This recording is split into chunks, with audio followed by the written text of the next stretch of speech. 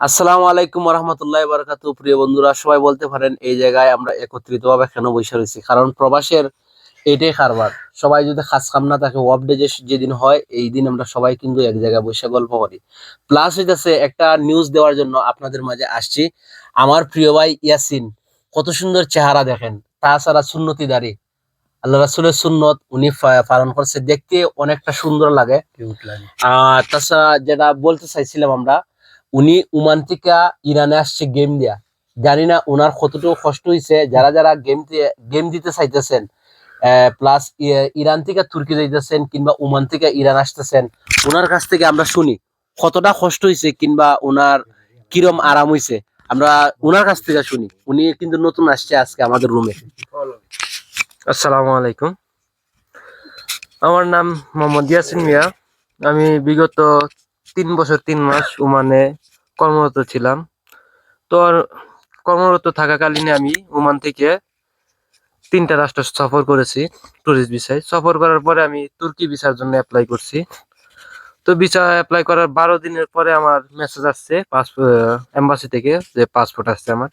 তো এখানে যাওয়ার পরে আমার পাসপোর্ট হাতে নিয়ে দেখি আমার ভিসা দেয় নাই, তুর্কির ভিসা রিজেক্ট মেরে দিছে। তো কি কারণে রিজেক্ট মারছে তো এটা আমি বলতে পারি না, ওদের কাছে কোনো প্রশ্ন করারও কোনো চান্স নাই।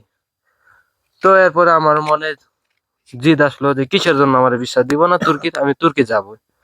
তো ওই ডিসিশন থেকে চিন্তা হলো যে গেম মেরে আমি যাব তুর্কিতে। তো এক দালালের সন্ধান পেলাম। তো ওনার সাথে কথা বলে আমি গেম করে গেলাম ওমানে। প্রায় 20 দিন আমি গেম করেছিলাম ওমানে।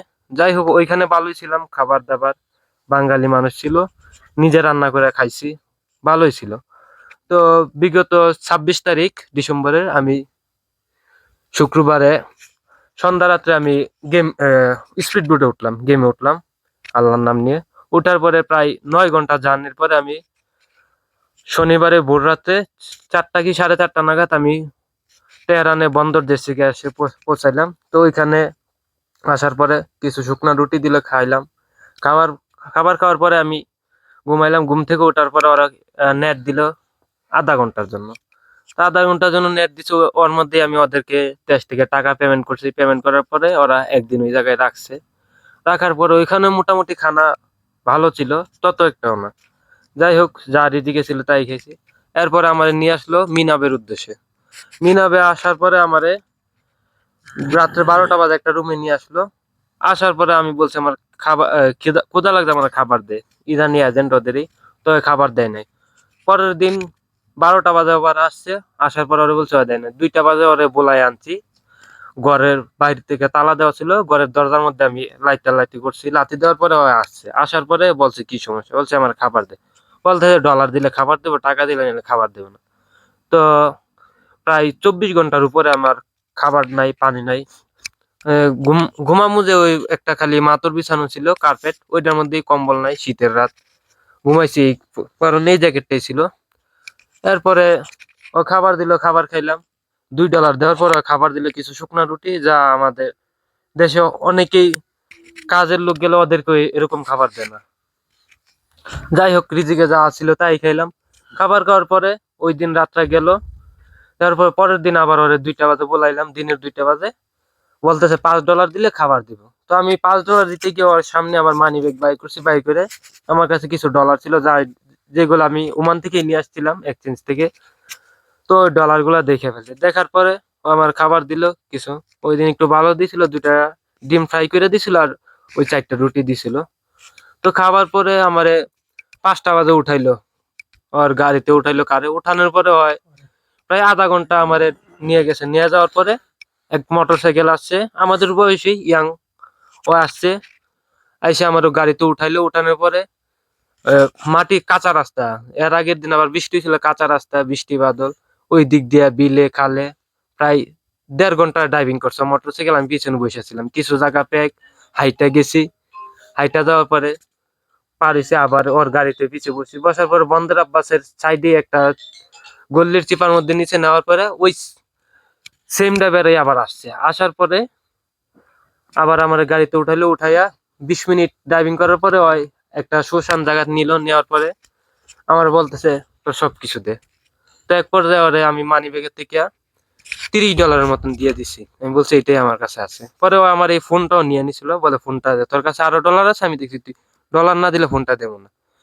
তো আমি আরো $10 $10 দুই জায়গায় আলগা $20 আমি লুকাই রাখছিলাম পার্সোনালি। তো এখান থেকে $10 আমি বাইর করে দিয়েছি। দেওয়ার পরে ও এরপরে বিশ্বাস করে না। পরে ও আমার এই প্যান্টটার উপরে আর একটা প্যান্ট ছিল, জিন্সের প্যান্ট, নিচে শর্ট প্যান্ট। ওই শর্ট প্যান্টের নেতির মধ্যে আমি $10 বাইন্ধে রাখছিলাম, ওইটাই আমার সেফ ছিল। তো ও আমার সবগুলা কাপড় খুলছে, জ্যাকেট খুলছে, খোলার পরে আমার চেক করছে, চেক করার পরে ওরে রিকোয়েস্ট করার পরে আমার ফোনটা দিছে। ফোনটা দেওয়া বাসে উঠাই দিছে 9টা বাজে, রাত্রে বাসে উঠেছে। উঠানোর পরে পুরা রাত বাসে, খাবার নাই, পানি নাই বাসের মধ্যে, হিটার চালু ছিল, ঠান্ডা লাগে নাই। তো পরের দিন সকালে ভোরে একটা রুমে নিয়ে আন্ডারগ্রাউন্ডে নিয়ে রাখছে, ওর মধ্যেও খানা নাই। পরে 2টা বাজে আন্ডারগ্রাউন্ডের দরজা থারপা দিয়ে ওই আসছে। আসার পরে বলছি খাবার দেওয়ার জন্য, বলতেছে ডলার দিতে। তো ওই $10 যেটা আমি সেভ করে রাখছিলাম ওইখান থেকে $5 বাই করে দিছি। দেওয়ার পরে আমার খাবার দিছে, ওই দিন খাইলাম। খাবার খাওয়ার পরে আবার বাই করে নিয়ে এলো 5টা বাজে। এর মধ্যে ঠান্ডা, কোনো মানে ঘুমামো যে ওইরকম প্লেস নেই, গরু ঘরের মতন জায়গা, ওই জায়গার মধ্যে রাখছে। যাই হোক, পরে বাসে উঠাইলো। বাসে উঠানোর পরে প্রায় 12 ঘন্টা জার্নি করার পর আমি তেহরান আইসা পৌঁছাইলাম। তেহরান আইসা পৌঁছানোর পরে দুই একটা গাড়ি চেঞ্জ করে আমার দালালের রুমে আনছে। আনার পরে যাই হোক, গোসল গোসল দিলাম, ফ্রেশ হইলাম। ফ্রেশ হয়ে ইন্টারনেট পাইলাম, বাড়ি করে কথা বললাম, খাবার খাইলাম। 7 দিন পরে 8 দিনের মাথায় গিয়ে আমি মন ভরে তৃপ্তি করে খানা খাইতে পারছি এবং ঘুমানোর জন্য ভালো একটা প্লেস পেয়েছি।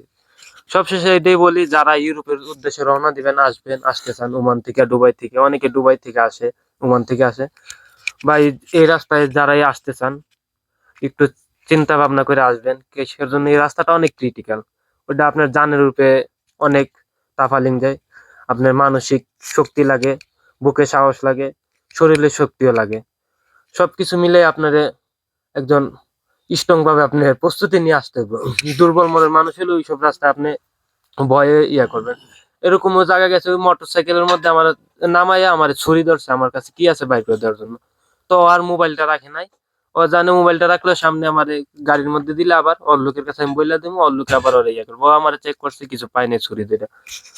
তো যাই হোক, সবশেষে বলবো, আমি নেক্সটে আবার তুর্কির জন্য গেম দেবো ইনশাল্লাহ। সবাই দোয়া রাখবেন আমার জন্য, যাতে সুস্থভাবে আমি পৌঁছাতে পারি। একটু কষ্ট হইলো, স্বপ্নের ইউরোপ যাওয়ার উদ্দেশ্যে আমি রওনা দিছি। এই বলে আমি কথা শেষ করলাম। আসসালামু আলাইকুম, সবাই ভালো থাকবেন। প্রিয় বন্ধুরা, সবাই শুনছেন ওনার বক্তব্য। উনি অনেক কষ্ট করে জার্নি করে আসছে আমাদের ইরানে, ওমান থেকে।